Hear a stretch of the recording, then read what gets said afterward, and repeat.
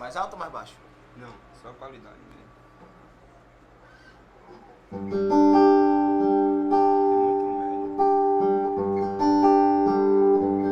Você quer o que? Mais grave, é? Tira o médio um pouquinho. Aí é volume. Tirou o volume, você. Pode mais volume. Agora tire mais um médio um pouco. Tem muito médio.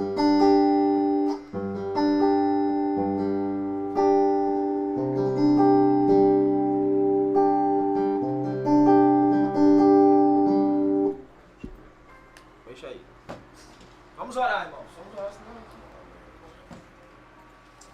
Santo Deus, eterno Pai, todo-poderoso, te agradecemos, Senhor, por esta oportunidade que o Senhor nos deu de estar aqui, meu Pai, louvando, adorando, agradecendo. Deus, nessa noite nós estamos aqui para louvar o Seu nome, para agradecer a Ti. Mas também nós estamos aqui, Senhor, para começar o nosso estudo sobre batalha espiritual. Nós te pedimos nessa noite que o Senhor esteja do nosso lado. Senhor, nós te pedimos nessa noite que o Senhor venha sobre o nosso ambiente, sobre o nosso lugar, sobre o nosso espaço nessa hora. E que o Senhor venha se fazer presente aqui, atuante. Nós sabemos, Espírito Santo, que o Senhor é aquele que está onde dois ou três estão reunidos. Mas também acreditamos, Espírito Santo, que o Senhor tem o seu Espírito atuando sobre a nossa vida. Pai, nessa noite nós glorificamos o Seu nome e nós queremos clamar a Ti, Senhor, nesse início dessa batalha espiritual. Que o Senhor esclareça a nossa mente, a nossa alma, o nosso coração. Deus, que o Senhor nos arme com as armaduras do Espírito nessa hora. Que a Sua graça esteja sobre este lugar. Que o Senhor inicie esse espaço com o Teu sangue, Senhor. E que enquanto nós estamos aqui te adorando, o Senhor possa fazer uma visita espiritual nessa hora. Deus, visita nossos irmãos que aqui estão. Visita os novos convertidos, novos na fé. Visita aqueles que estão voltando para casa nessa noite. Espírito Santo, vem visitar nessa hora o nosso lar, os nossos irmãos, as nossas irmãs, os pais, as mães, os filhos, pois nós sabemos os ataques do inimigo nos nossos dias. Espírito Santo, nesta hora nós clamamos a Ti, sabendo que o Senhor está atuando sobre o nosso lugar agora, sobre os céus deste espaço físico. O Senhor está com os seus anjos acampados. Nós clamamos a Ti o avivamento espiritual nessa noite. Clamamos a Ti, Senhor, a libertação dos vivos. Nós clamamos a Ti a transformação da nossa alma. Deus, que o Senhor faça-se presente nesse ambiente. E que o Senhor faça da sua maneira, do seu jeito, da sua vontade. Nós estamos aqui como vasos, Senhor, nas Tuas mãos, Espírito Santo. Vem nos moldar nessa noite, vem nos transformar, vem encher-nos o Teu Espírito, avivando aqueles que estavam fracos, Senhor, trazendo vida aos que estavam mortos, levantando aqueles que estavam caídos, Espírito Santo, agindo de dentro para fora, trazendo a transformação na mente, no corpo, no Espírito. Deus, nós clamamos nessa hora de igreja tua, nesses bons meninos que vamos passar aqui, adorando a Ti, Espírito Santo. Que o Senhor toque agora sobre os nervos dos nossos louvores. Que o Senhor receba como chão suave a nossa adoração. E que esse momento de adoração de louvor seja um plano de batida para o Senhor abre os céus. Abre os céus dessa noite, Espírito Santo, sobre esse lugar. Que não seja só mais um estudo bíblico, mas que seja de portas dos céus abertas. Traz revelações aqui, Espírito Santo. Traz visões aqui, Espírito Santo. Eu profetizo o dom de profecia, o dom de revelação. Eu profetizo o dom de discernimento de Espírito. Deus, eu profetizo visões aqui. Batismo com o Espírito Santo. Entregue das brigas estranhas. Naquela da sua, naquela da palavra. Naquela da sua, Deus, eu quero ver uma pessoa que veio nessa noite, sabendo que o Senhor está aqui presente. Vem querer o dom de Deus, Senhor. E o Senhor vem agir no nosso corpo agora, nos nossos lábios, sobre aquele que prega. O Senhor tem ousadia para pregar mais. Sobre aquele que louva, que o Senhor tem ousadia do Espírito para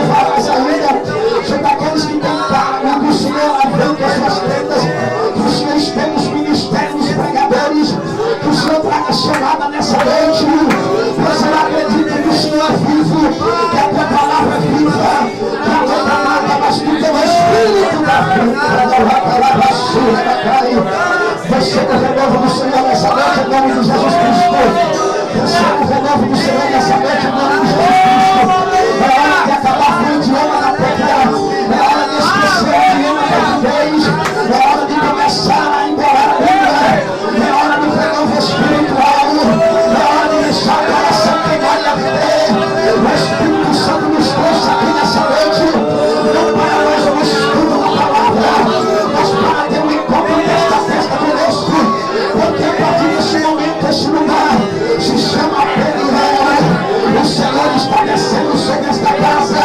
O Senhor está descendo sobre essa garagem. O Senhor está descendo sobre cada vida. E se tem crente pentecostal aqui, é da carroceira, da camarada, sabe que não é mais só estudo, mas que hoje o Senhor marcou esse encontro para fazer queimar a chama de uma palavra, para trazer a estar ouvindo, escondido, porque Deus é fogo, Deus é fogo, a sua palavra é fogo, a sua presença é fogo, ai, na sua palavra, a sua palavra, em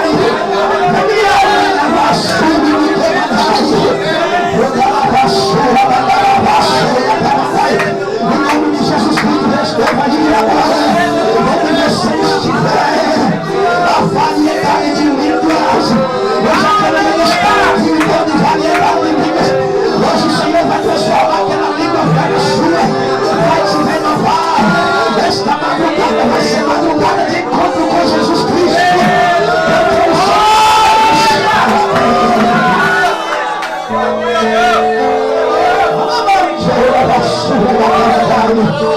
Os crentes pentecostais que vieram nessa noite,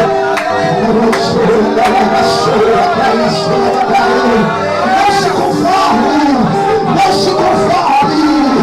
Hoje é aula para crente inconformado, é para quem não se conforma com o mundo natural, é para quem veio transcender o espaço físico, é para quem veio entrar na peleja.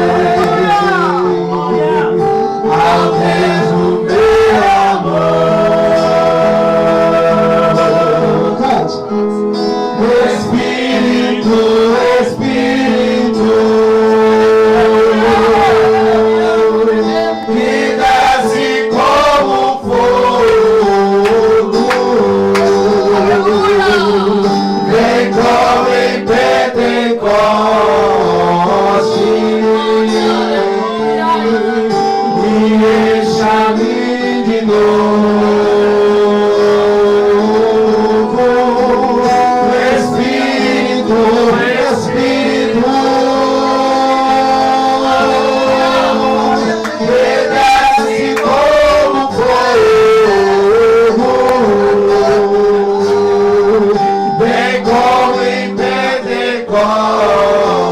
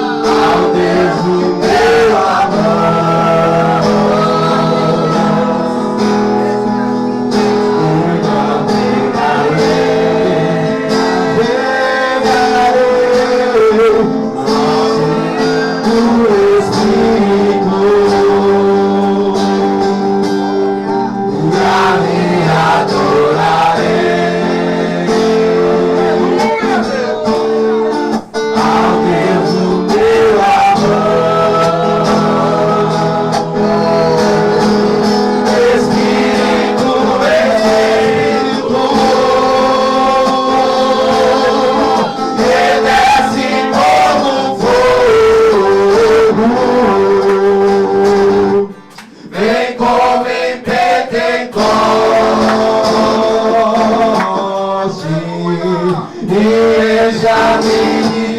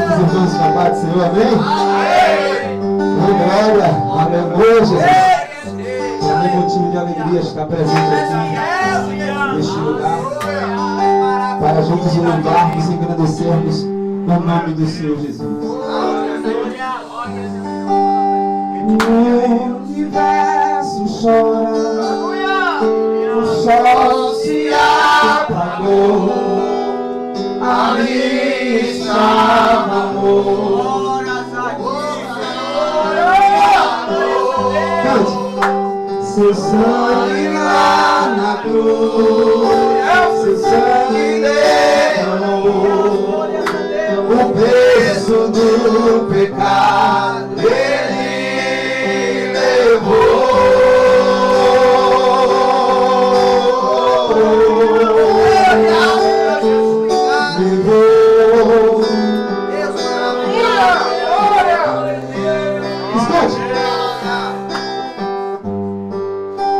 Deus Pai abandonou,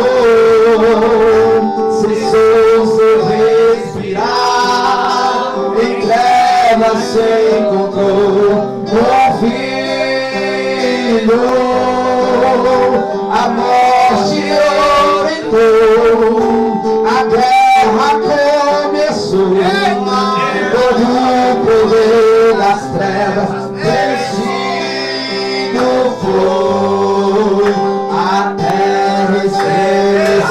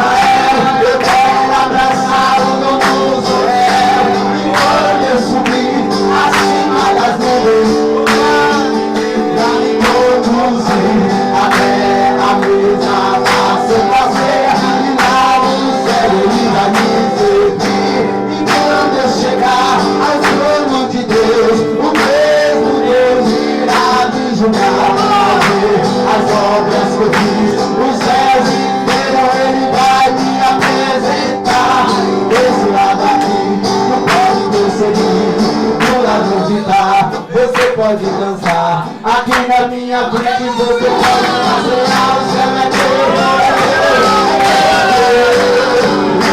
Do céu eu quero entrar, vindo do céu lá eu vou chegar. Vindo do céu, lá no céu eu vou cantar o Deus de Israel. Vindo do céu eu quero entrar lá, vindo do céu lá eu vou chegar. Vindo do céu, lá no céu eu vou cantar.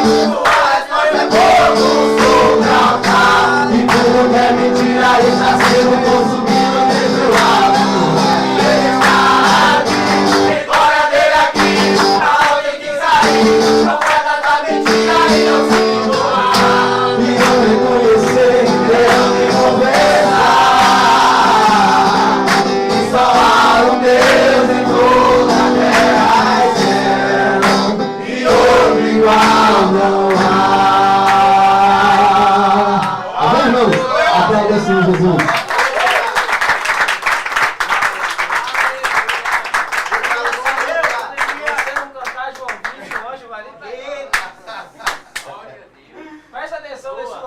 Aleluia, Jesus. Olha a diferença do que é uma adoração. Aleluia. Todo mundo ligado, irmão. Ligado no céu. Aleluia. Aleluia, Jesus. Aleluia.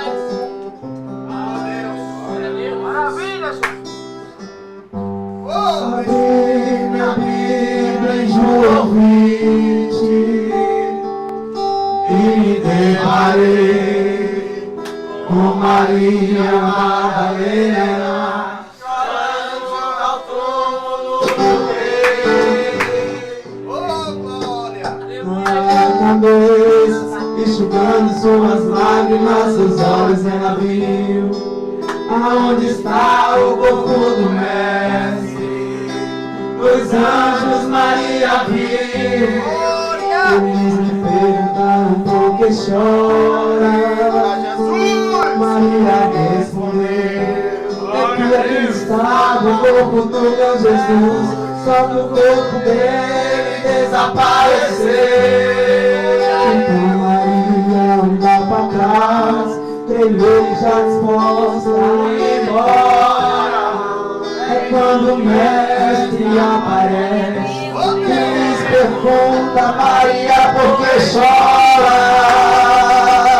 Maria, por que me busca? Maria, faça-me um favor, não me procure entre os mortos, porque vivo eu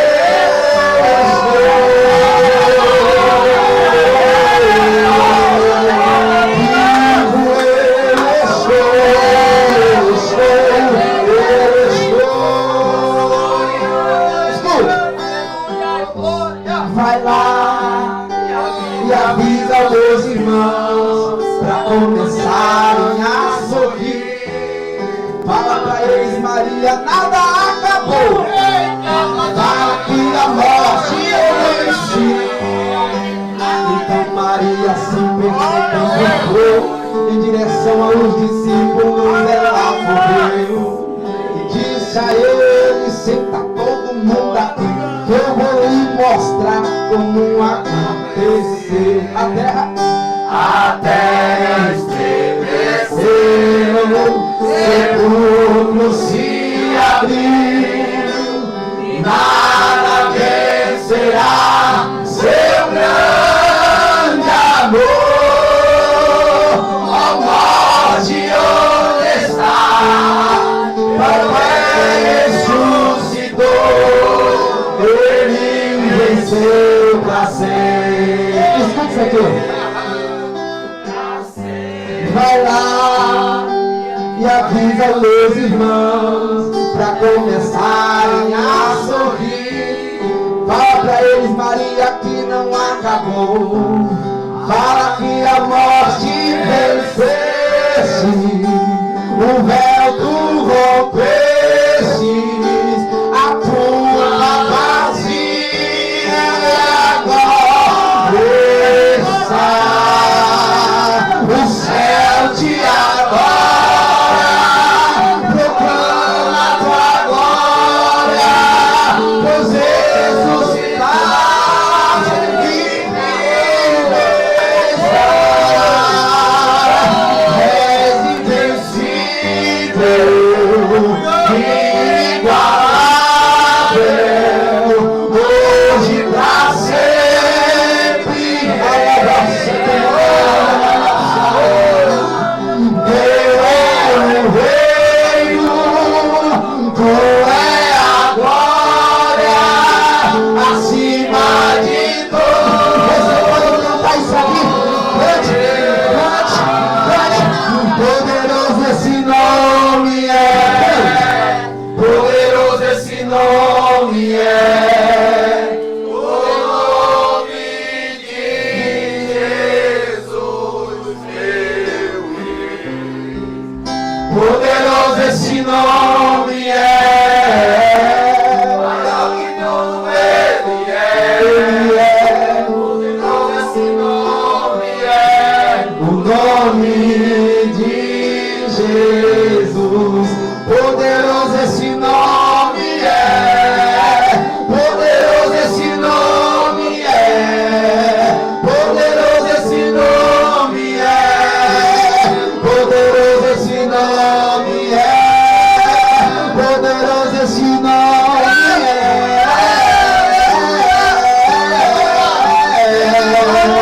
Poderoso esse nome é. Poderoso esse nome é. Cante. Pra sempre exaltado é, pra sempre adorado é, pra sempre ele vive, ressuscitou,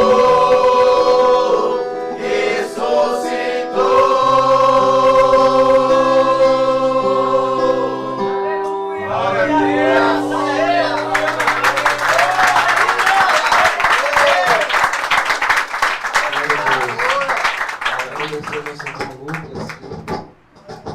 Prontificou, né? Aleluia. E adorar a Deus. Aleluia. Eu falo alto, eu não vou usar o microfone, eu já grito demais.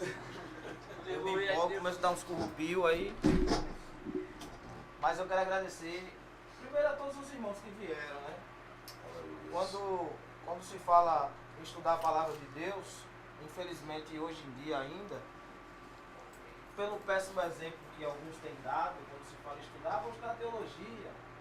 Aí a pessoa vê na mente letras, né? Vai ser chato, eu vou sentar lá, vou estudar um bocado de coisa. Aí às vezes você vai num culto e você não sente a presença que você sente aqui. Porque a pessoa não valoriza a presença de Deus. Mas quem está ministrando, nunca faça isso. Deus é Deus de surpresa. Glória a Deus. Vocês não sabiam que ia ter um momento de louvor hoje. Se fosse um arrebatamento. Eu pense sempre nisso. Deus é Deus de surpresa. Pode me surpreender. Amém? Amém. Quem puder sentar, sim. Agradecer a Luca. Você cantar, irmão. Se não cantar, João Vinho. Canta demais. Ai, Jesus. Lucas, vem com essa cantadeira pra você cantar. Tem um ali, né? Lucas. Dessa vez, Blitz. Lucas ficou em pé, foi? Não, tá bom aqui. Tira aqui pra você. Não, pode baixar.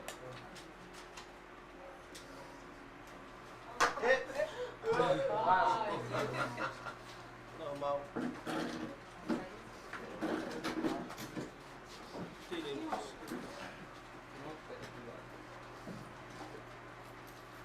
Esse é o cabo todo.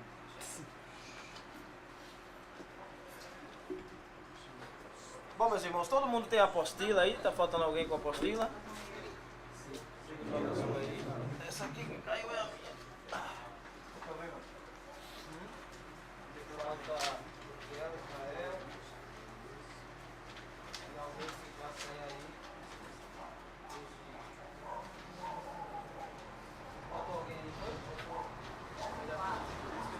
Você tem, Varão? Tenho. Dá que o senhor deu semana passada? Sim.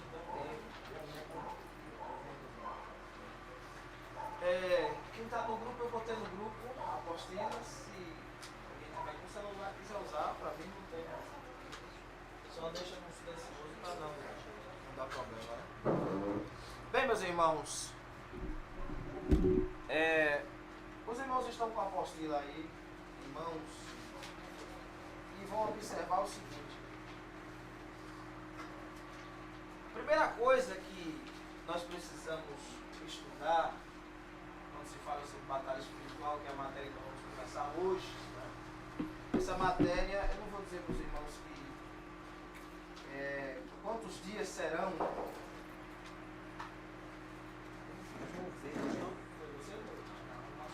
Quem é? É Mateus.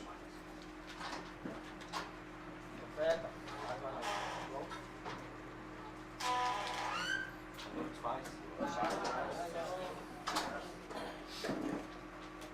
Vê aí, olha essa cadeira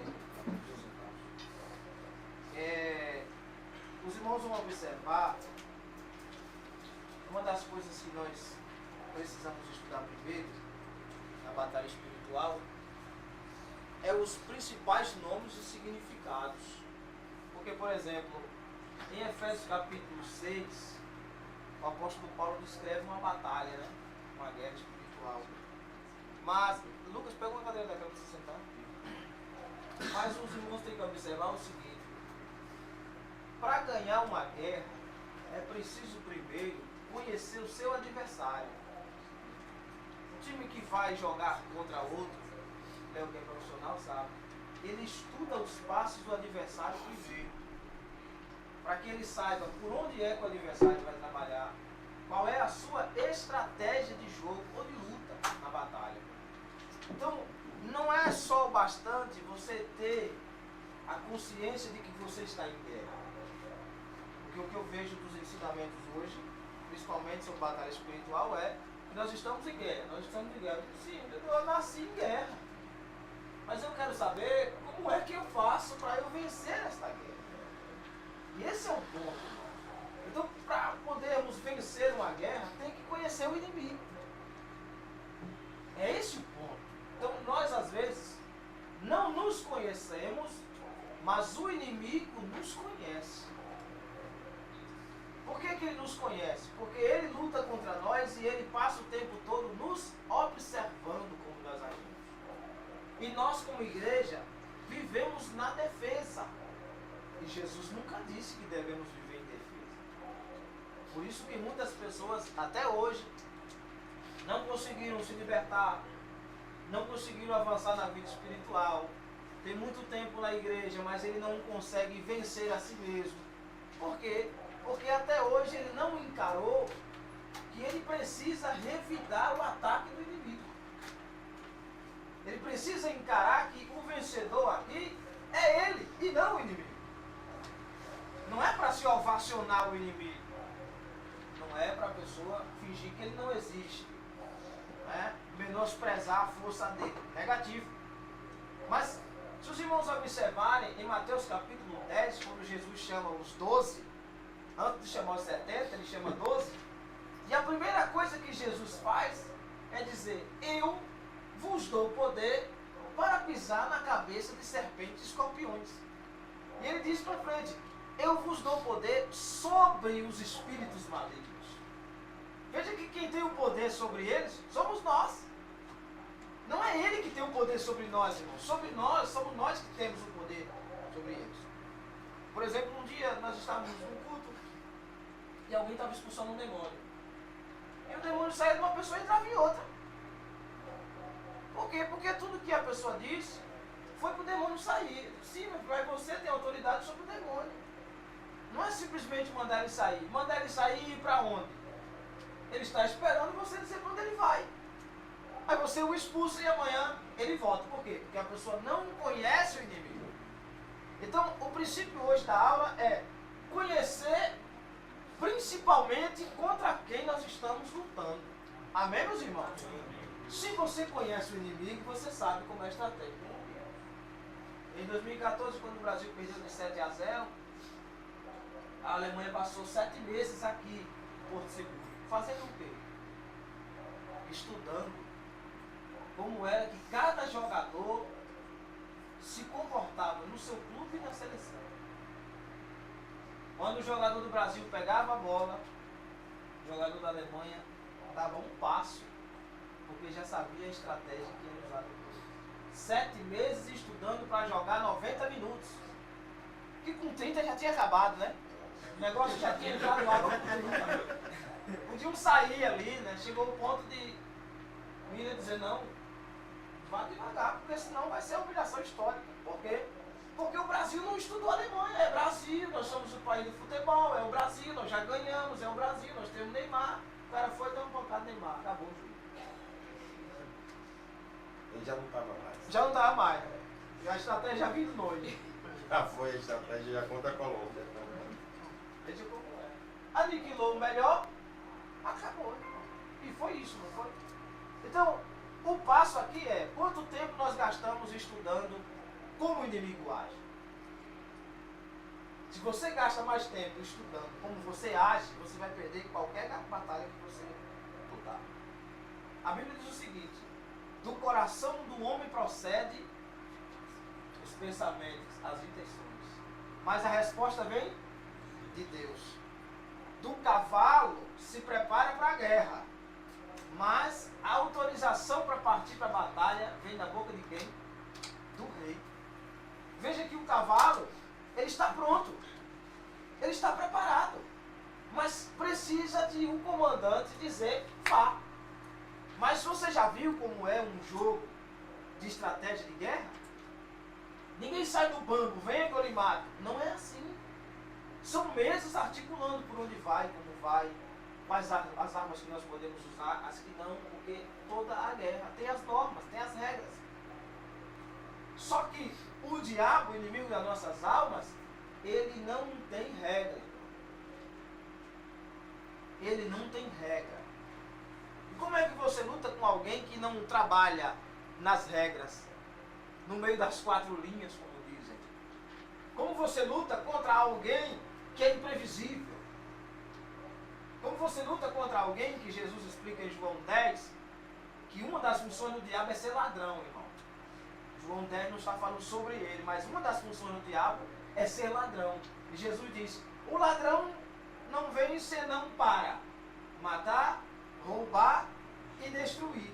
Isso é só uma função do diabo. Mas quando ele não consegue matar, roubar e destruir, ele aniquila, ele anula, ele deixa fraco, ele pisoteia, ele faz desviar, ele faz cair, ele investe contra, porque ele é multifacetário, ele faz todo tipo de coisa para ver a pessoa na lama. Então, qual é o ponto? O ponto é nós entendermos, irmãos, onde nós estamos situados. E aprender que nenhum de nós aqui consegue vencer nenhuma batalha sozinho. Porque o diabo é estrategista de 6.000 anos. Mas Jesus disse, através do apóstolo Paulo, em breve, o Deus de paz esmagará debaixo de vossos pés a cabeça da serpente. Então ele sabe que a cabeça dele está a prêmio. Que em breve Jesus vem para amassar a cabeça dele. Então o que é que ele faz? Enquanto ele não é amassado a sua cabeça, ele não se entrega. Qualquer um que tiver pela frente, que achar uma brecha, ele entra, ele mata, ele rouba e ele destrói. Aí o apóstolo Paulo escreve Efésios dizendo que dá para a gente vencer. Nos mostra qual é a armadura que todo crente tem quando aceita Jesus, irmão. Ali não foi você que adquiriu capacete da salvação. Tem alguém vendendo o capacete da salvação? Só Jesus pode dar, então você já recebeu. Coraça da justiça, tem alguém vendendo aí? Espada do Espírito, tem à venda? Aquela armadura você recebe quando você aceita Jesus. Mas o problema não é ter uma armadura. é saber usar. Lembra da guerra de Saul? Saul disse para Davi, você é pequeno, não dá para lutar contra ele, mas já que você matou um urso de leões, então toma aqui a armadura para você se proteger pelo menos. Quando Davi coloca a armadura, não é que não cabe, irmão. Não é que não cabe, não cabe, cabe. Mas Davi disse, eu nunca usei. Davi não é besta. Como é que você vai usar uma arma no primeiro dia de batalha contra o pior inimigo, sem nunca ter sequer manuseado? Então você está todo protegido, mas parece um palhaço, cheio de armadura, Ezequiel. Mas o inimigo sabe, irmão, onde é o ponto fraco de cada detalhe da armadura, sim ou não? Porque Davi vai daqui para lá com a armadura que Saul der. E de lá para cá o inimigo vem com a mesma armadura. Só que a armadura do inimigo é desproporcional. E ele sabe usar. Davi olha de longe e diz assim, eu vi você com espada, lança e escudo. Veja, o escudeiro vai na frente de Golias. A espada vai na mão do escudeiro. Só que Golias tem uma espada escondida atrás das suas costas. E vem com a lança na mão. E Davi consegue ver de cima que ele não só tem um escudo e não só tem uma espada. Além de ele mandar alguém com o escudo na frente, ele também tem outro a seu favor. E às vezes o crente só tem o escudo que Jesus deu. Só a fé que Jesus deu. Ele nunca alimentou a fé para ele mesmo ter fé em si. A fé que Jesus nos dá, irmão, é a fé para a salvação. Mas ele nos disse que nós só seremos salvos se permanecer lutando até. Se você acha que você vai dormir hoje, você não vai orar, não vai jejuar, e o diabo vai dizer, não, deixe Jesus descansar, porque essa semana ele está meio fraquinho, aí eu não vou bater nele não, porque é chutar cachorro morto. Aí é que ele gosta, irmão. Quanto mais relaxado, mais boca aberta for o crente, mais o inimigo monta em cima. E de vez em quando ele sai de cima porque é para o cara respirar e achar que está tudo bem. Não, eu não morri dessa vez, vou continuar vacilando. E é isso que eu quero. Você cai, levanta e eu lhe derrubo. Aí fica o tempo todo, a pessoa cai, levanta e ele derruba. Mas está na hora, irmão, nós levantarmos uma geração de crentes que nasceu para permanecer de pé, irmão. Jesus disse o seguinte a Pedro, Pedro, acabei de fundar minha igreja e todo mundo já está querendo destruir, mas as portas do inferno não prevalecerão contra ela. O cara acabou de fundar e já está falando sobre as portas do inferno. Veja que Jesus acabou de fundar a igreja, irmão, e o diabo já está tentando destruir a igreja na fundação. O diabo tentou matar Jesus um dia depois do batismo. Um dia depois do batismo. Um dia. Não vacilou, não. Jesus é novo convertido, entre aspas, né? Acabou de se batizar. Vamos dar um tempo. Na hora que ele tiver fome, eu entro. Oportunista. Justamente. Por exemplo, Pedro. O diabo seguiu Pedro até o último dia de vida. Quando Pedro vacilava, o diabo usava ele. Uma hora ele era usado por Deus, uma hora era usado pelo diabo e ficava assim. O apóstolo Paulo, ele disse, olha, eu muitas vezes já fui perseguido, já fui humilhado. Ele conta 64 aflições. 1 Coríntios e 2 Coríntios. Náufrago, tentaram me matar, jogaram pedra em mim, tentaram me queimar vivo. Ele vai falando sobre 64 aflições. Mas tudo isso eu venci. Mas hoje, eu orei para que Deus, por 3 vezes, tirasse de mim um espinho na carne. E o meu espinho na carne não é humano. O mensageiro de Satanás todo dia bate na minha face e eu não posso fazer absolutamente nada. Porque quando eu fui orar para que Deus não permitisse isso, Deus disse, a minha graça te basta. Porque o meu poder se aperfeiçoa na sua. Aí ele diz, pronto, agora eu compreendi que quando eu estou fraco, é que eu sou forte. Porque o poder de Deus se aperfeiçoa na fraqueza. Olha que coisa interessante. Aí ele diz, mas entre tudo isso nós somos mais do que vencedores. Em Cristo Jesus.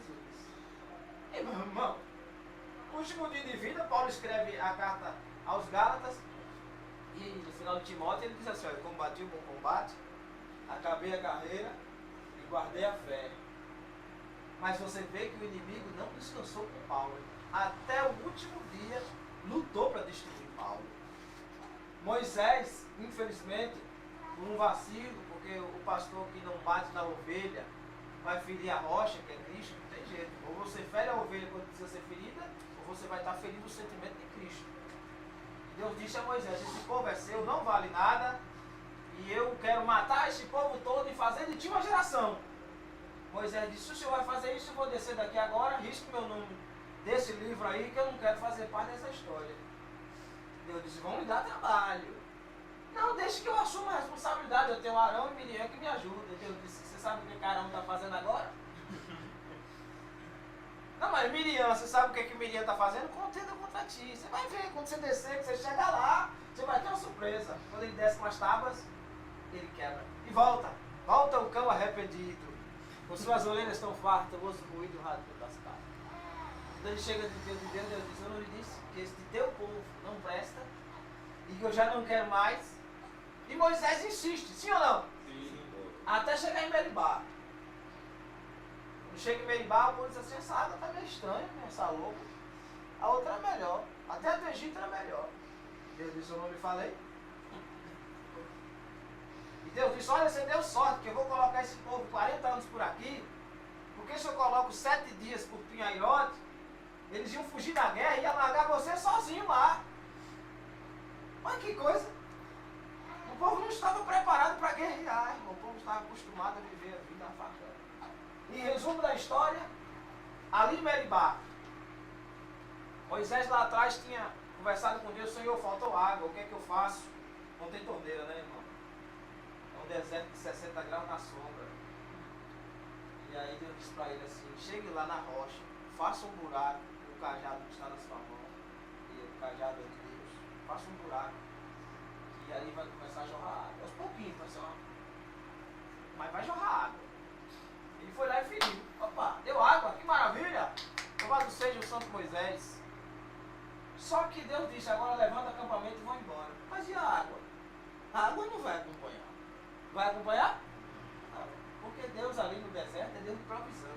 A bênção é em Canaã, irmão. Aqui embaixo é só provisão. Eu falo para os irmãos sempre, Mateus 6,33. Mas antes buscar primeiro o que? Os acréscimos? O reino de Deus. O resto é acréscimo, irmão, um imã. Você vai andando na direção a Deus e o imã vai puxando as coisas que você precisa. Ah, eu preciso de quê? De uma casa. Bom, trabalhe e construa. E o imã vai puxando. Eu preciso de um carro, do marido, da mulher e do filho. E vai, o imã vai puxando. Mas se você para de seguir Cristo e começa a seguir o imã, a casa, o carro, os parentes, os amigos, os vizinhos, aí, meu irmão, você vai viver o tempo todo no deserto. Mas deserto não é lugar de bênção, irmão. É provisão diária. O que aconteceu? Chegou em Meribá. O povo disse, quero água, estou com sede, estou com fome, quero água, estou com sede, estou com fome. Um dia ainda vai, irmão. Mas, meu irmão, depois de um mês, 3.622.000 pessoas gritando, quero água, estou com sede, estou com fome, quero água, estou com sede, estou com fome. Moisés disse, eu não tenho água, eu não sou o dono da água. Deus disse assim, então vá lá e converse com a rocha. Fale com ela, jorre água. Porque eu já feri lá atrás, e como a rocha é Cristo, Cristo vai acompanhando onde quer que o povo vá. Converse com a rocha. Aí Moisés pegou o cajado e disse, conversar? Não, eu vou conversar agora. E aí bateu. E feriu Cristo pela segunda vez. Mas Cristo só pode ser ferido uma vez, irmão. Porque ali era o prenúncio da salvação. Cristo só pode vir ao mundo e morrer uma vez, só pode ressuscitar uma vez. Aí Deus disse, beleza, tu feriu, não foi? A gente se acerta lá na frente. Aí Moisés andou, subiu, desceu, fez milagres e mais milagres. Crente abafando que depois da provisão viria a bênção. Que ele ia entrar na terra prometida. Só que desobediente não entra na terra. Estou dando esse rodeio para vocês entenderem. Quando Moisés chega de frente às campinas do Jordão, Deus diz, olha que coisa maravilhosa aí. Vai ser bem aí dentro que meu filho vai nascer, o Salvador do mundo vai vir daí. Lá embaixo, 3 pessoas gigantes não carregam um cacho de uva. Onde você planta dá, manda leite e mel, vaca tem arrodo, gado tem arrodo. Tudo que você plantar dá. Moisés disse, que maravilha que eu vou morrer na terra prometida. Ele disse, quem disse que você vai entrar? 20 anos atrás, Moisés. 20 anos. Ah, Deus não guarda mágoa, não envergonha ninguém. Quem disse? Você quer mais vergonha do que o cara colocar 3.622.000 pessoas num lugar e ele não conseguir entrar? A vergonha é tanta, Maurício, que Deus não permitiu Moisés voltar daquele monte vivo. Como é que ele ia dizer para o povo que não podia entrar? Já prestaram atenção nisso? Então Moisés não volta. Moisés morre ali. E na morte de Moisés, quem é que abre a terra para enterrar? O próprio Deus. Mas quando Deus está enterrando Moisés, quem chega? Para arrastar o corpo dele. Dizer, não, nós vamos fazer aqui uma lápide no nome de Moisés. Nós vamos enterrar a idolatria lá dentro daquela terra. Porque o objetivo do diabo é fazer com que Moisés seja o centro das atenções. Mas o povo de Deus, o Cristo não pode nascer da mistura de idolatria, irmão. Então Deus enterra Moisés ali e a Bíblia diz que ninguém sabe onde. Mas tinha duas pessoas presentes lá, dois seres, além de Deus e Moisés, é claro, que sabem onde foi enterrado. Judas 1:9. O diabo lutava pelo corpo de Moisés contra o príncipe Miguel. Lutava para Moisés não ser escondido, irmão, não ser enterrado. Mas o objetivo do diabo não é matar, roubar e destruir. Ele deveria ser interessado com a morte de Moisés, sim ou não? Mas agora não é aprazível para ele que Moisés esteja morto. Aprazível para ele agora é que Moisés esteja vivo, magoado com Deus, com raiva porque não vai entrar na terra e se achando o próprio Cristo. Aí surge o que nós estávamos estudando na semana passada. A apostasia, a hipocrisia, a idolatria ao homem. Eu posso, eu faço, eu tenho, eu sou, é assim mesmo. Minha Bíblia diz assim, ninguém pode me julgar, eu faço desse jeito, é assim que Deus me aceita. E ali Moisés morre, porque Deus não aceitou que Moisés passasse à frente. Mas se Judas não tivesse tido uma visão espiritual, Judas não é o que se enfocou, viu, irmão? É irmão de Jesus. Judas não tivesse tido essa visão espiritual, como é que nós saberíamos como foi o enterro de Moisés? Como é que nós iríamos saber que até no último dia de vida o diabo estava lutando para destruir Moisés? E quando o diabo não consegue matar, roubar e destruir, ele destrói a coisa mais linda que Deus já fez na vida do homem, que é a reputação. É o nome da pessoa. É chamado de legado, né? Imagina uma pessoa morrer com um legado bom. É maravilhoso, né? Morrer com um legado bom. Mas e se morrer, como disse Paulo, que nenhum de nós morra como um ladrão mentiroso, idólatra. Então Moisés morre. E quem vai assumir o pepino no lugar dele? Josué. E aí Deus chega lá e para ele diz assim, ó, nem disse que enterrou nem nada, Moisés morreu. Agora tu vai assumir. Só que quantos anos Josué estudou aos pés de Moisés? Quantos, Josué? 40 anos. O povo ia para casa e ele na tenda da congregação. O povo casava e ele na tenda da congregação. O povo subia o morro, descia o morro, o povo reclamava e ele parado em pé, só observando Moisés. E a primeira coisa que Moisés disse para ele foi: existe uma batalha espiritual. Eu passei o mar vermelho, mas este povo só vai poder passar o Jordão se primeiro a arca do Senhor estiver na frente, se tiver 3 dias de jejum e orações e se o povo se santificar. Meus irmãos, passar o mar vermelho é fácil. O problema é o Jordão. Não houve nenhuma batalha na travessia do mar que não fosse física. Era só o faraó atrás. Deus deu o resultado logo. Mas na passagem do Jordão, irmão, tem gente morrendo na passagem do Jordão porque está escondendo coisa que não podia. Os irmãos estão entendendo? Depois que Josué coloca os pés do outro lado do Jordão, aí vem lutar contra Ai, lutar contra Jericó. Dali para lá, tem 16 nações para guerrear, irmão.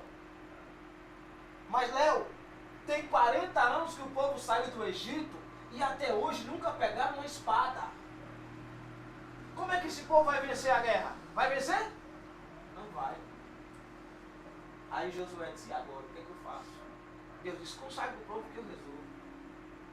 Que coisa maravilhosa. Primeira coisa que nós vamos fazer é fundar um exército. A partir de hoje, fala, Se eu voltar só um pouquinho, tem uma coisa martelando aqui na minha mente. martelo, deixa eu saber. Deus, o senhor falou no instante que Deus, para preservar Moisés, matou. Matou. Quem dera que ele fizesse isso conosco? Era isso que eu queria chamar, a atenção. Para preservar Moisés, matou. Coisa linda, né? E quem vai reclamar com ele? Sabe que eu me lembro? Ontem tarde eu estava em casa antes de Jesus. Cansado. Perdoa meus pecados. Não dá para me levar, não? Desse jeito. Desse jeito. Acho que ele olhou assim, e o menino?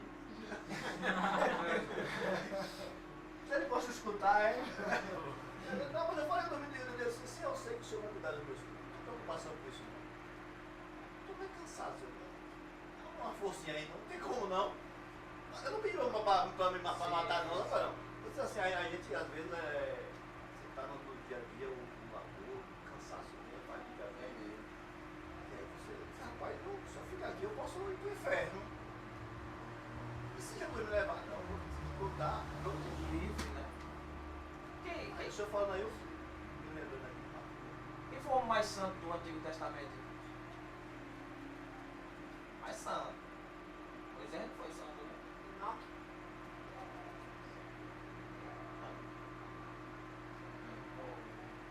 Também não. Quem foi? Não. Hebreus diz. Você deve? Não. Hebreus diz. Porque aquele homem era sujeito aos mesmos erros. Elias. Quando Elias estava cansado, o que ele disse para Deus? Eu sou melhor do que Abraão, Isaac e Jacó, que já morreram? Me leve. Eu disse, beleza, fechado. Mandei você vir para aqui, agora desça e o cara já está esperando do outro lado da cerca. Se você jogar a capa, ele já vai fazer um churrasco com os bois. Eliseu prontinho, só esperando. E você acha que Deus ficou com raiva, filho? Não. Elias, se você for embora, o que vai ser da minha obra na terra? Deus disse, pode ir. Porque eu não tenho só você, não. Eu tenho 7.001. Porque Eliseu conta ou não? Os 7.000 que não sentaram na mesa. Mas Eliseu é o próximo. Os 7.000 vão ficar lá, né? Tem um ali. Então, irmãos, a coisa mais sábia do mundo é o que Jesus disse em oração. Não me deixe cair em tentação e me livre do mal. Só tem um jeito, irmão, da gente não cair em tentação e ser livre do mal. É ir embora. Só tem esse jeito. Ou alguém aqui hoje não pecou ainda? Vamos lá? Se disser isso, o que é que João diz? Já pecou. Faz bem, te engana a si mesmo. Vamos lá, na sua apostila aí, ponto 1, o que é que tem? Estou dando essa introdução para os irmãos entenderem que todos os homens de Deus enfrentaram a batalha que você está enfrentando. Não tem nada novo debaixo do céu. Tem não. Nada novo. E é aquilo ali mesmo. Salomão era doido, mas quando o Espírito Santo dizia, tá aqui, né? O que é que diz aí o primeiro ponto da sua apostila? A realidade da batalha espiritual. Realidade da batalha? Espiritual. Quem lê? Gesiel, voz alta.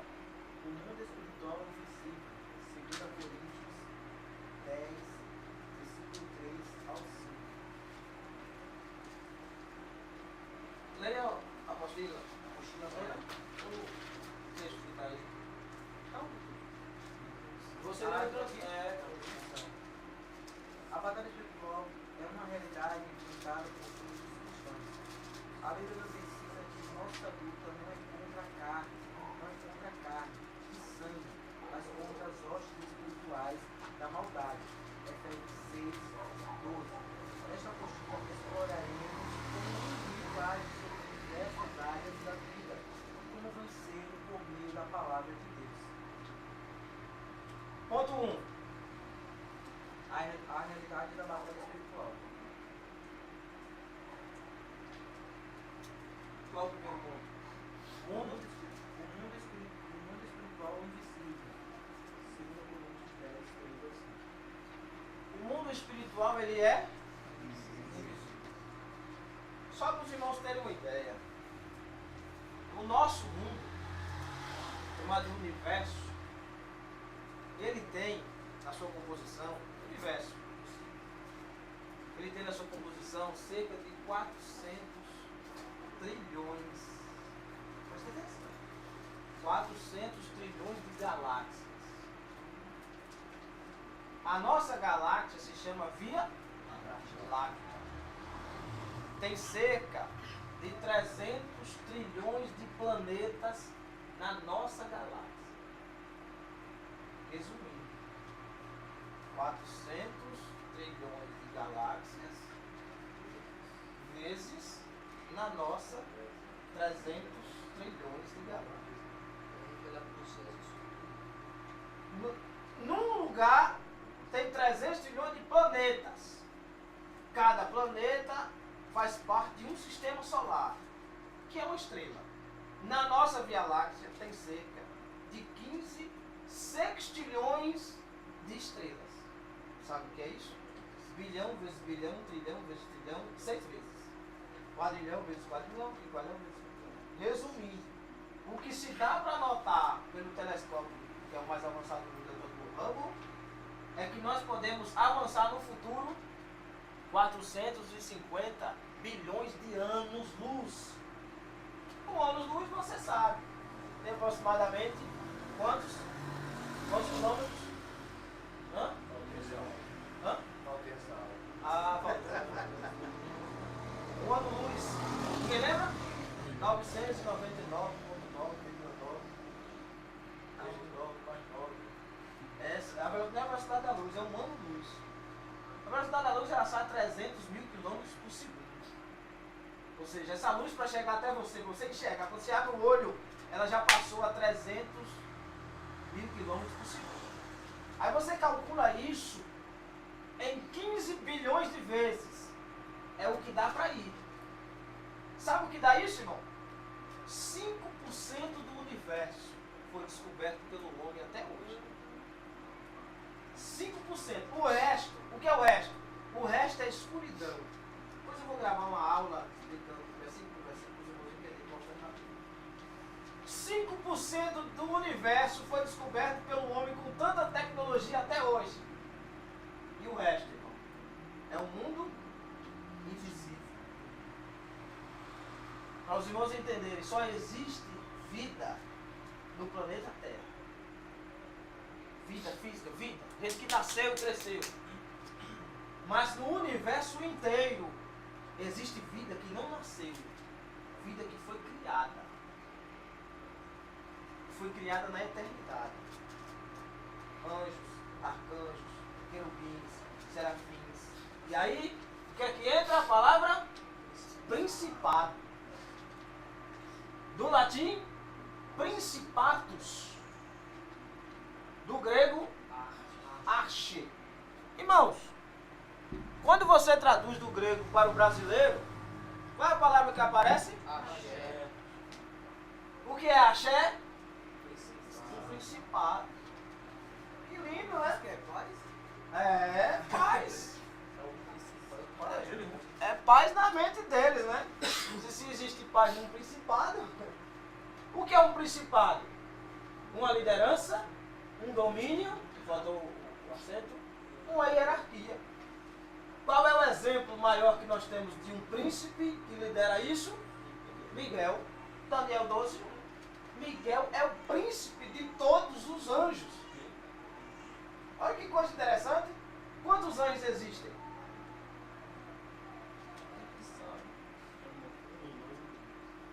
miríades. O que é isso? Números incontáveis. E o Salmo 90 diz, sabe como eles foram criados? Deus disse, haja. Quando você diz assim, aconteça, você quer que aconteça limitado? Deus disse, haja. E agora, meu irmão, agora acabou. Ele disse, haja. Sabe quando você está furando a parede? E a pessoa diz assim, cuidado que ali tem um cano. Que cano? Aí você bate.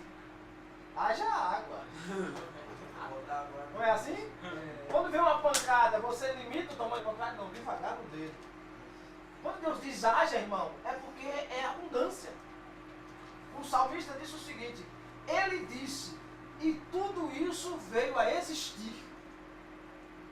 Não é que foi criado, passou a existir.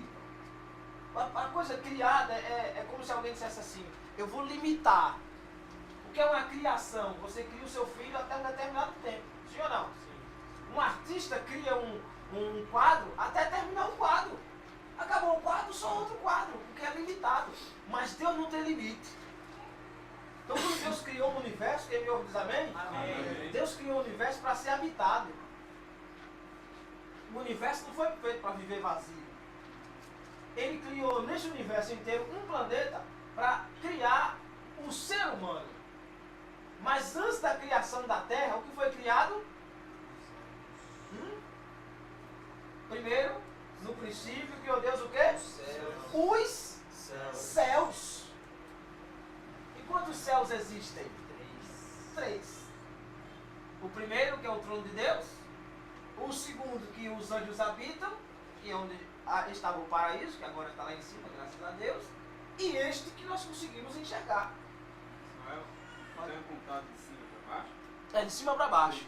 Primeiro, segundo, terceiro. Como o inferno. É visível. Como o inferno. São três também. Primeiro, segundo e terceiro. Depois a gente vai falar sobre isso. Entendeu? Então, esses três céus que foram criados foram povoados.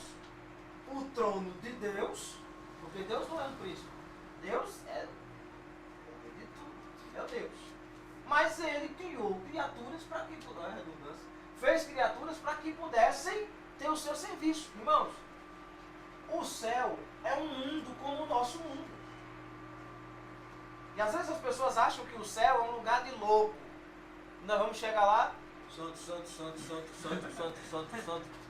Tá fazendo o quê? Não, aqui é só santo, santo. Isso aí é um hospício, o CAPS está melhor que isso. Toma um remédio e o cara para de falar. O céu, irmão, é lugar de reconhecimento. Nós vamos ver Jesus como Ele é. Na mesa, sentado em Lucas 22, Jesus disse, eu não posso mais tomar disso aí não, por jejum. Mas um dia, nós comeremos de novo e beberemos de novo. Juntos. Na mesa, lá na ceia, no céu. Ele disse, agora tome cuidado, porque muitos virão do Oriente e do Ocidente e sentarão na mesa com Abraão, Isaac e Jacó. É ou não é lugar de reconhecimento? Em Mateus 17, quando Jesus vai para o monte orar, ele diz, olha, vocês ficam os três aqui, que eu vou mais perto para orar. Quando Jesus se aproxima, já está esperando ele Elias e Moisés. E os três estão conversando, irmão. Ali é um culto de defunto. Moisés está vivo? Elias está vivo? Jesus está vivo, né? Para Jesus conversar com o morto, o que acontece com o corpo dele? Ele se transfigura para ele passar desse patamar espiritual, como dizia Bruno Henrique, para o próximo patamar. Então, quando Jesus aparece diante dos discípulos, ele transfigura diante dos discípulos, não é diante dos mortos. Não é diante de Moisés e de Elias, é diante dos discípulos. E os discípulos começam a ver. O couro cabeludo dele é branco como a lã branca. O corpo dele se transforma branco e diz, mais alto do que qualquer um daqueles que pudesse alvejar nesse mundo. O sentido original da palavra, mais branco que a neve é isso. Nenhum cloro, nenhuma que boa, nada que possa nesse mundo alguém colocar pode ficar branca como as vestes de Jesus. O que é que os discípulos fizeram? Dobraram o joelho e começaram a reverenciar. Enquanto isso, Jesus está conversando com Moisés e Elias ao mesmo tempo. E os discípulos estão entendendo. Viu que é um mundo só? Nós só não temos essa abertura espiritual por causa da distância que nós estamos de Deus. A verdade é essa. Mas eu acredito no Deus do passado e do presente, que Ele pode mostrar e revelar o que quiser, a quem quiser, na hora que quiser. É só buscar, irmão. Ou os irmãos não acreditam assim? Amém. Amém, irmãos? Amém. Então Jesus está conversando com Moisés, que já morreu, com Elias, que já morreu, e os discípulos estão ali escutando eles conversarem. Só que está faltando uma presença, sim ou não? Porque já tem 2 ou 3 reunidos no nome dele, está faltando ele chegar. Aí do céu, Deus interrompe a conversa dos 3. Brada, não é para vocês só cultuarem. Esse aí é meu filho amado, em que minha alma se compraz. Agora escute o que ele vai dizer. Quando termina a conversa, os discípulos estão lá com a cara no chão, com medo. Como é que vai olhar no rosto de Jesus agora, irmão? Depois de ver Jesus transfigurar, no capítulo 16 ele disse: existe gente aqui que não morrerão sem que antes veja o Filho do Homem vir em poder e grande glória. Um dia depois ele cumpriu a promessa. Porque eles viram Jesus como vai ser. Olha que coisa extraordinária. Não, depois disso aí pode vir o que vier. Depois disso aí, Pedro nunca mais foi o mesmo, irmão. Depois disso ali, até Tomé, quando Jesus disse assim: eu vou lá ressuscitar Lázaro, ele disse: olha, tentaram me matar agora há pouco, mas nós vamos lá. Se matar o Senhor, vai matar a gente também. Veja que coisa extraordinária. Vocês não estão entendendo? O mundo invisível, ele só é invisível porque nossa cegueira espiritual não permite ver. Mas acredito que tem gente aqui que já teve sonho e sabe que não era sonho. Por exemplo, de Eliseu, né? Quando Eliseu. abriu os olhos de Deus. Justamente. Mostra, Senhor, para que ele veja que maior e mais são os que estão conosco do que os que estão conosco. Geazi, como era cego, só conseguia ver dinheiro, riqueza e fama. E lepra, né? Que depois se arrebentou. Então, irmãos, existe liderança, domínio e hierarquia. E no mundo espiritual, quem é que está dominando tudo abaixo de Deus? Miguel. É ele que manda. E felizmente Miguel foi destinado a governar Israel. Para que as pessoas não destruam Israel antes de Deus cumprir a promessa. Qual é a promessa? Israel passará por grande tribulação para reconhecer que Cristo já tinha vindo e eles não aceitaram. Então o juízo de Deus sobre a terra, principalmente, é para Israel. Israel vai ser preservado de um jeito que eu não queria, era melhor a gente ir embora, né? Então, qual é o título dado a um principado? Hoje, se fosse hoje, um general de várias tropas. O centurião disse isso. Eu tenho muita gente ao meu dispor. Centurião é uma palavra bem de 100, né? Governa 100. Então, ele disse: olha, Senhor, eu também tenho ao meu favor gente que quando eu mando ir, ele vai. E quando eu mando vir, mas o Senhor não precisa dizer isso. Mande somente uma. Ô, irmão. Se ele ia mandar uma palavra, porque ele estava ordenando alguém lá. E Jesus disse: rapaz, eu não consegui achar essa fé em Jerusalém. E eu me encontro aqui com um homem ímpio. E ele tem essa fé? Ah, por causa de sua fé, meu filho, pode ir embora. O menino já foi curado. Quando ele vai chegando em casa, a notícia já está lá de que o cara está são. Jesus mandou uma palavra. E não sei quem foi, também não vou conjecturar que eu não sou doido, mas resolveu. Negócio de conjectura não existe, mano. Foi uma palavra, foi ou não foi? Agora, quem foi desses anjos, desses seres aí que foi lá, a culpa não é minha. O interessante é que o menino levantou, sim ou não? Agora veja que o poder é tão grande no reino espiritual que uma pessoa está conversando com Jesus aqui, que é o rei, e ao mesmo tempo em que o homem mentaliza a fé de curar o menino, alguém já está indo lá no reino espiritual e curando a pessoa. O reino espiritual tem o poder de interferir no reino físico. Em Lucas 4 e Mateus 4, o diabo transportou o corpo de Jesus para o monte mais alto do mundo. Hoje é o Everest, mas antes era o Ararat, né? E é onde a arca de Noé pousou. Por incrível que pareça, onde Deus disse: essa é uma aliança com a tua família, o diabo leva Jesus para quebrar a aliança. Olha que obra. Precipita-te daqui embaixo, porque está escrito, dará ordem aos anjos ao teu respeito.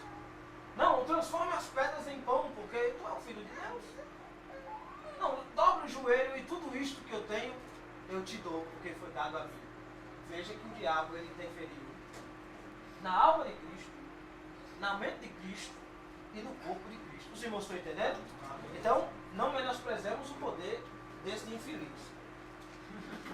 Em Daniel 10:13, quem pode ler esse texto de Daniel 10:13? Vamos, irmão, vá. Aponta aí, Ezequiel, o erro para deixar na 10:13 de Daniel. Pode ler? Pode. Lorena vai com a senhora. Porém, o príncipe do reino da Pérsia me resistiu 21 dias. E eis que Miguel, um dos primeiros príncipes, veio para ajudar-me. E eu fiquei ali com os reis da Pérsia. Miguel o quê? Um dos primeiros. Quer dizer, lá existe uma hierarquia. Aí alguém disse assim, não, mas só existe um arcanjo. Quem disse? Não, porque a Bíblia só menciona um. Não está escrito não abortarás também, né? Por causa disso a gente vai abortar? Quando diz assim, miríades de miríades, quem é que pode contar? Quem é que pode dizer que só existe um? Se ele é um príncipe, ele vai governar quem? A si próprio? Ai, que obra de engano. Não, eu não é príncipe, sou. De que nação? Da minha. E quando as pessoas falam lá, sou eu. Isso é príncipe? Se a pessoa é um príncipe, não tem que ter alguém que é liderado por ele? Sim ou não, meu irmão? Tem que ter alguém. Se você é um professor, não tem que ter um aluno? Não é assim? Se você é um prefeito, não tem que ter uma cidade? Então, irmãos, se ele é príncipe, é porque tem alguém abaixo dele. Então isso é chamado de hierarquia. Então, um general de várias tropas, então Miguel é uma pessoa que ele governa vários tipos de tropas. E aí, como ele é príncipe dos anjos também, olha que coisa interessante, né? A palavra arcanjo quer dizer pai dos anjos, mas pai ali no sentido de ser maior, não que fabricou. Infelizmente, o Testemunho de Jeová traduziu literalmente. Uma hora ele diz que o arcanjo Miguel é Jesus, e outra hora ele diz que o arcanjo Miguel foi criado, outra hora ele diz que o arcanjo Miguel tinha mulher, porque criou os outros anjos. Aí um dia desse eu peguei um cidadão e disse, arcanjo Miguel é Jesus, é? E mesmo assim ele procriou e fez outros anjos? Foi. Então ele não é criador, é criatura. Né? Ele é criador. E agora virou criatura? Como é que é isso? Não, porque se a divisão dos 144 mil, quem vai fazer? Se Jesus não é mais criador, é criatura, quem vai decidir quem entra lá e quem sai? Aí nessa hora ele já não estava mais aqui, né? Já tinha saído. Mas é assim, né? Então, o príncipe da Pérsia, aqui, usado como figura de linguagem, nós sabemos quem é o príncipe da Pérsia, né? Quem era ali que Daniel estava usando? Veja, que havia um governante no reino espiritual que governava a região da Pérsia, irmão. Está entendendo a lógica da história? Existe um demônio governando um espaço físico. Vale, Barão. No caso, há um governo de demônio para cada país, para cada cidade, para cada estado. Ele sai dividindo lá, facão como eles querem lá, mas é organizado.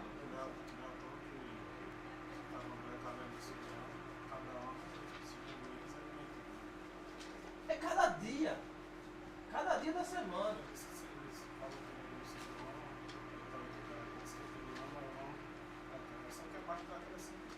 Justamente, E aí cada uma dessas religiões que se dizem matriz africana, que eu chamo de matriz infernana, que vem do inferno, eles inventam esse tipo de coisa, mas não brinca, irmão.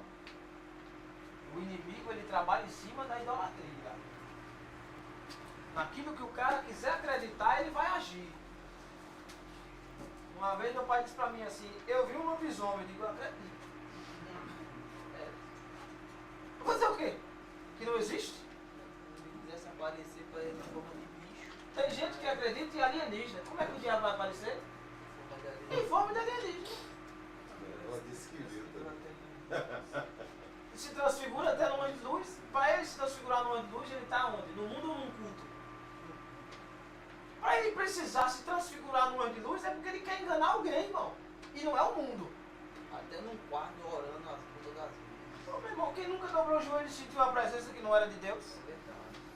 Por isso que eu nunca dobro o joelho antes de entrar na batalha com Deus.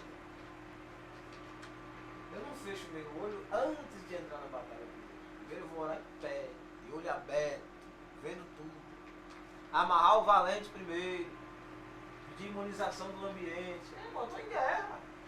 Dobro o joelho. Cheguei cansado do trabalho, pufo o joelho no chão. Ô, meu irmão. Sua porra não tem Ô, Jesus. Tem que aprender, irmão. Mas daqui a pouco a gente vai falar sobre isso. Vamos, 8h50 já, irmão. O tempo passa voando, né? Bom, então, existe um príncipe que estava lá naquela região da Pérsia, vocês estão entendendo? Que estava lutando contra os seres espirituais. Os irmãos estão entendendo? Qual era a luta daquele ser, do príncipe da Pérsia? Qual era o objetivo dele? Permite que a oração de Daniel fosse ouvida. Subir, subiu, né? A resposta chegando. Permitiu que subisse. Vai descer a resposta. Mas Deus respondeu, irmão. Quando Deus respondeu? Na hora que Na hora. quem tentou no coração orar. Antes de orar, não foi? Foi. Quando tu intentou no seu coração em orar. Porque Deus é espírito, irmão. Deus não precisa da palavra. Em Mateus 6 ele diz, entra no teu quarto, ao teu aposento. Quer dizer, quarto é um lugar fechado, aposento é um lugar de intimidade. E ora a teu pai em secreto. Porque aquele que vem em secreto te recompensará em público. Não faça como os fariseus hipócritas que estendem as mãos e tal, tal. Porque antes que vocês venham a pedir, ele já sabe o que você precisa. Olha que coisa interessante. Quem me ouviu, diga amém. Amém. Agora presta atenção. Qual foi a oração que foi ouvida por Deus lá em cima? Foi a que saiu da boca? Ou foi a intenção do coração? A intenção do coração. Veja que o diabo sabia a intenção do coração de Daniel. Ele evitou que a resposta de Deus descesse para atender a intenção do coração de Daniel. Você viu como isso é pesado? Porque ele, eu falava com o evangelista Jair, a gente conversa muito sobre isso. E irmão, sempre ache alguém que você possa conversar sobre a Bíblia, que vai lhe edificar. Não ache esses boca aberta que só quer estar subindo e descendo de malinha na mão, comendo pizza depois da pregação. Isso aí não é vida espiritual, não. Vida espiritual é aquele crente que você dobra o joelho com ele e diz, irmão, estou aqui com esse texto aqui, estou com essa dúvida, vamos conversar. A gente conversa sempre, né, gente? Não sabe, a gente vai procurar mais alguém, vamos atrás, vamos orar. Uma hora essa verdade vai aparecer. Você tem que ter alguém, irmão, para lhe ajudar em espírito. Um irmão, uma mãe, um pai, um tio, um primo, uma pessoa de longe, um grupo no zap, qualquer coisa, irmão. Mas não se isole. Porque a ovelha isolada é mais fácil do inimigo pegar. E a gente conversava que o diabo ele tem 6.000 anos de idade. Quantos anos? 6.000 anos. 6.000, que é a época que foi criado tudo pela conta de O Deus. rapaz canta, né? Justamente. 6.000 anos, irmão. Será que ele já viu tudo? Salomão ainda vai e ajuda ele escrevendo. Não há nada de novo debaixo do sol. Quer dizer, se não há nada novo, é que ele conhece todas as possibilidades de queda, de fraqueza. Ele sabe onde são as fraquezas humanas. Cada um na sua geração, é lógico. Mas carne é carne, irmão. Homem é homem. Mulher é mulher. Está entendendo? Cada um de nós tem uma fraqueza, uma queda, uma tendência. Ou como eu costumo chamar, quem Moisés? Um gatilho. E qual era o gatilho de Daniel ali? Orar para que Deus pudesse libertar o povo da Babilônia. O diabo não quer isso. Porque já está na época de Deus cumprir a promessa. É 70 anos. E aquele é o 70º ano. Então, Deus está na hora de cumprir. Então ele ora no coração dele, que Deus possa cumprir a sua promessa de libertar o povo. Mas o diabo quer ver alguém livre? Então a oração subiu. Mas na hora de descer, não desceu. Agora imagine como é o reino espiritual. Porque uma oração, irmão, não é uma coisa física. É uma coisa palpável? Isso aqui é uma oração? Não, irmão, mande para mim uma oração aí. Mesmo que eu escreva a oração, ali não é uma coisa física, é verbal. Só que João I diz que, no princípio, Jesus era o quê? O Verbo. E como o diabo é imitador de Cristo, o que é que ele vai querer fazer antes que aquela palavra gere vida? Interferir no Verbo. Antes que a palavra tenha vida, antes que Deus diga haja, ele vai raptar aquela palavra. Jesus disse quando ele estava semeando, né? Eu sou o semeador que semeia a palavra e tal. E a primeira semente caiu à beira dos espinhos. A segunda caiu, aí Marcos inverte, né? Caiu nas pedras. A que caiu nas pedras é aquela pessoa que escutou a palavra, mas não deixou descer o coração, não tinha raiz. Quando desceu, desceu tarde demais. Aí, como as aves do céu viram a semente em cima da terra, vieram e raptaram e levaram embora. Aí Jesus disse, o homem, quando não compreende a palavra, vem o diabo e rouba de dentro do seu coração. Veja como isso é pesado, irmão. Ele já é crente. A palavra já está nele. Mas ele não deixou gerar vida. Então o objetivo do diabo, irmão, não é que você não escute a palavra. Que você escute. Mas ele vai querer arrancar quando ela já estiver pronta para nascer. Quando ela estiver pronta para nascer, ele vai lá e arranca. Por quê?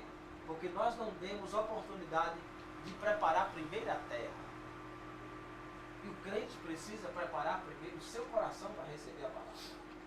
Vai para um culto? Vai. Como você vai para um culto? Em casa você já tem que conversar com Deus.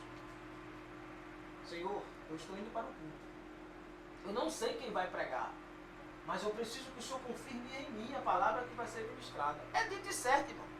É você abrir a Bíblia e quem for pregar lá vai dizer a mesma coisa. Porque a palavra é viva, irmão. Faça essa prova com Deus para você ver. Se não for o irmão que vai ministrar, é um louvor, é alguém que tem oportunidade, é assim ou não é? Ele vai falar com você. Então aquela palavra não vai ser semeada, não é no culto. Já nasceu, cai em casa. No culto ela só vai cair raiz. Sabe? Porque um prega, né? Um planta, um rega, mas quem dá o crescimento? Os irmãos estão entendendo? Então a oração de Daniel ela ficou retida. Quando a oração ficou retida, parada, diz o texto, para não precisar ler, né? Diz o texto. Gabriel diz o seguinte, não conseguiu, né? Não conseguiu vir.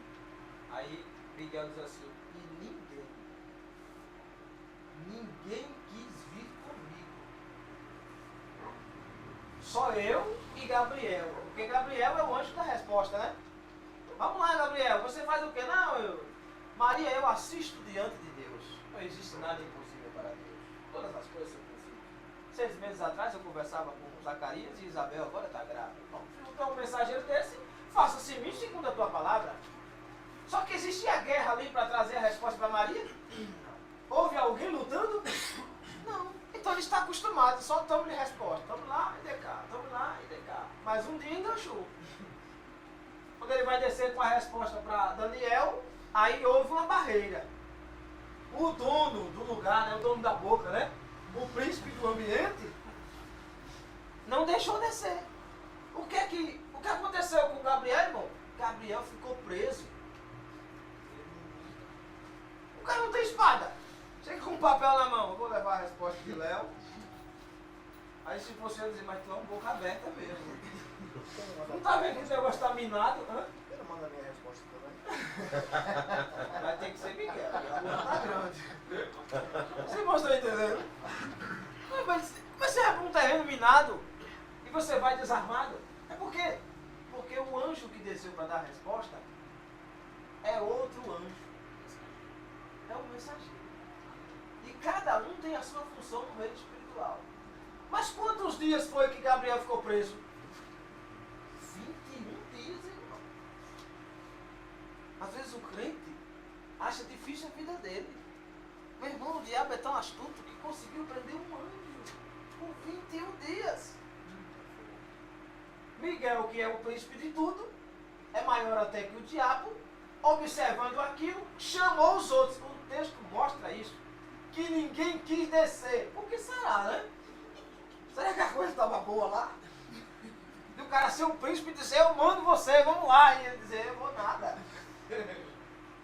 Se pudesse... O negócio é uma série, irmão. E como o anjo, felizmente, tem a liberdade de escolha, porque essas pessoas ficam o tempo todo dizendo, manda um anjo, manda um anjo, manda um anjo. Eu digo, manda nada não. Se não vier o Senhor, dê o seu jeito. Vê lá o que o Senhor quer, mas eu não estou chamando ninguém aqui não. O anjo quando desce para Zacarias disse, olha, vai ter filho, viu? Velhinho mesmo assim, a velhinha também, vai ser ela mesmo. Não vai arrumar novinha não, é ela mesmo. Ele disse, como é que vai ser isso? Aí cala a boca, fique logo mudo. Quando o menino tiver para botar o nome, tu fala. Mas Deus mandou ele fazer isso? Ele agiu por conta própria. Deus mandou o anjo matar Balaão, irmão. E o anjo está lá, ó. Balaão vai para um lado e ele vai. E Deus ele mata. E ele... O cara estava tão cego que não chegava o anjo. A jumenta olhou e disse, tem coisa estranha aqui. Toda para um lado e caía. E o cara desce, espanca a jumenta, levanta a jumenta maldita. Como é que você faz isso comigo? E ela abre a boca e diz, rapaz, você já viu algum jumenta falar? Ele não, tá estranho. Pois é, tem um anjo aqui tentando me matar. E eu estou salvando a sua vida. Quer dizer, o anjo tentava matar ele e a jumenta... Veja que o anjo era meio fraquinho, né? Veja que eles têm, irmãos, liberdade de escolha. Certa vez um anjo apareceu em Sodoma para resgatar Ló. E o anjo foi achar Ló na porta da cidade, na prefeitura. E o anjo disse, vamos embora, escapa por tua vida, porque vai cair fogo do céu. Não, eu vou na casa dos meus genros. Aí lá vai os anjos, atrás dele, na casa, e dizer, olha, irmão, numa terra em que só tem gente da outra tribo, sabe? Parece dois cabra macho bonitão, novo, branco, em perfeito estado, cai logo na cidade de Sodoma. Aí o dia todo com Ló, subindo e descendo, vamos ali embora. Aonde agora? Não, nós vamos para casa do meu genro. Meus genros são meio assim, mas talvez eles queiram a salvação. E lá vai os anjos. A tarde toda, subindo e descendo com o ímpio Ló. E Abraão lá em cima, ache 50. E Deus disse, 50 não tem. Ache 40. O que é que deu para os anjos? Pepino. Caí, tardezinha, quando a porta fechou da cidade, batem na porta dele. Ló, chegou duas visitas novas aí, carne fresca na área. Bota esse menino para fora para a gente conversar com eles, ter uma intimidade física com eles. Mas se eles fizessem a ordem de Deus, qual foi a ordem de Deus? Chegue lá e pegue Ló. Ló, não é mulher, não é filho, não é primo, não é tio, é Ló. A intercessão de Abraão é por Ló. Arraste ele e vem embora. Vai ficar ali cebando, aí até a pouco a gente, e agora? O que vai acontecer? Aí tiveram que interferir, cegaram os homens e foi aquela patifaria toda. Tanto que quando Ló vai sair de Sodoma, já está amanhecendo o dia. Uma coisa lá, o que é para ter feito antes de tarde, já tem quase 12 horas de relógio para fazer. Então veja que os anjos, irmão, eles não são controlados pela nossa vontade e nem literalmente pelo que Deus manda eles fazerem. Às vezes eles tomam decisões que não é para ser tomada. Então, irmão, quanto menos você tiver a oportunidade de estar orando, pedindo intercessão a esse povo, você tem. Porque às vezes a gente acha...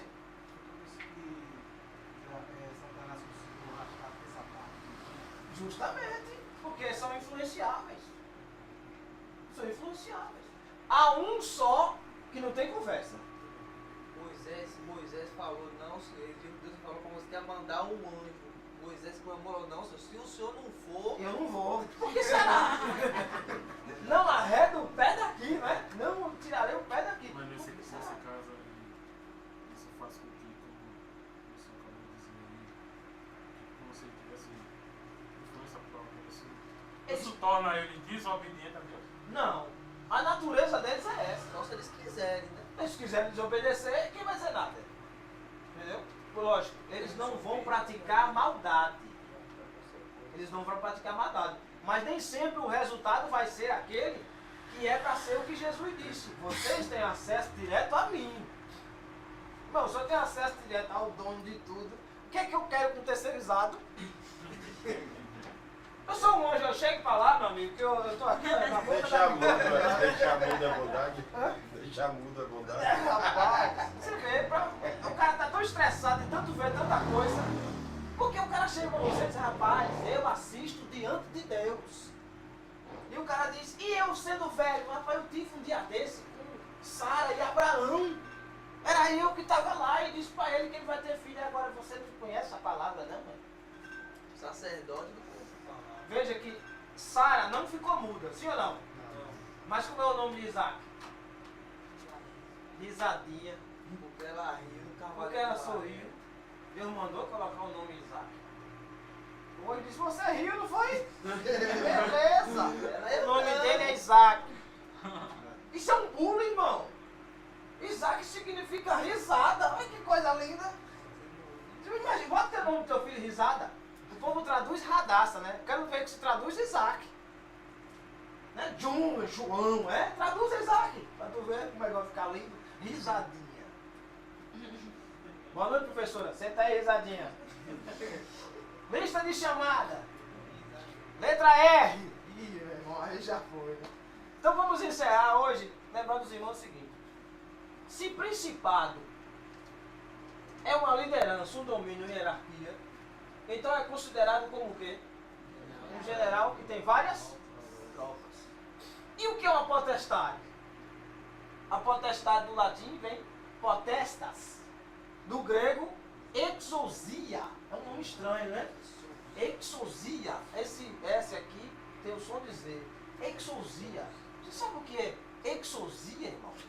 Autoridade, poder concedido.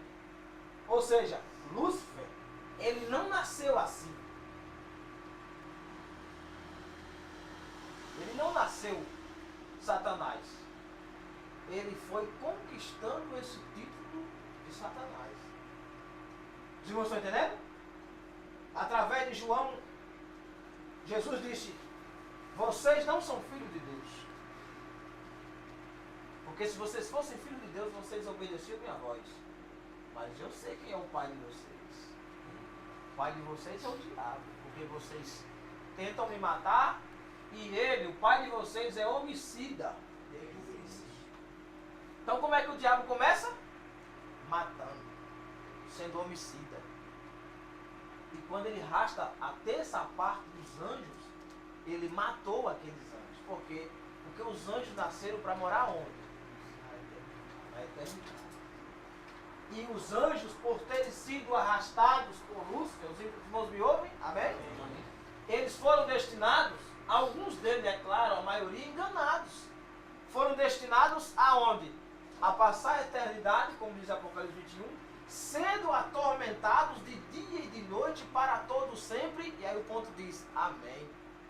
Diante de Deus e dos seus anjos. Pois Deus já designou 2 anjos para atormentar os demônios. Em grego, Abaddon e Apolion. Resumindo, vocês acham que o diabo essa hora está no inferno dando risada e cutucando os outros com o cão gavaracu? Ele está preocupado porque ele sabe que o poder dele, que foi dado a ele, na base da Tora, é limitado e o tempo dele está próximo. Então, como ele fez lá em cima, ele está fazendo lá embaixo, arrastando o máximo que puder. A ladeira do diabo é só descendo, irmão. Ele estava lá e ele caiu, ele veio para o jardim, do jardim ele caiu, e da queda do jardim é só descendo. No primeiro inferno ele já está no segundo e existe o terceiro. Ele não vai só. Fale, vai. Por ele saber que vai perder, então a ideia dele é levar o máximo possível para o inferno. O máximo que puder. Nenhum de nós. Amém, irmãos? Está chovendo? Então, é hora de acabar a aula. Que Deus abençoe a todos os irmãos que vieram nessa noite, tomaram chuva. Olha que maravilha aí. Todo ano aqui fez. Pode levar Tirar lá. foto? De todos? Ah, sim. Quem gostou da aula diz amém. Amém. Olha, irmãos, no sábado que vem, eu quero contar com os irmãos na vigília, viu? Amém, irmãos? será aqui do lado, aqui no espaço de Gel. Está tudo certo, graças a Deus. No nome de Jesus vai dar tudo certo. Quero contar com a voz dos irmãos, nós vamos orar. Então no sábado nós não vamos ter a aula aqui. Amém, irmãos? Porque vai ficar muito puxado. Vai ser lá. Vai ser uma noite maravilhosa. Vem orando, jejuando, consagrando. Peça o batismo do Espírito Santo. Peça um dom a Deus. Porque nós vamos passar a noite toda orando, cantando, dando terra, falando de Jesus a noite toda. Amém, irmãos? E a vitória é nossa. Tá chovendo aí? Tá molhando? Vamos orar. Evangelista, ora por nós, por favor, em nome de Jesus, e dá a bênção apostólica. Senhor Deus, Pai amado, Senhor Deus do céu, nós louvamos ao Senhor e agradecemos nessa noite. Obrigado pela sua oportunidade que o Senhor nos concedeu e nos reunimos aqui nesse lugar para juntos sentirmos a tua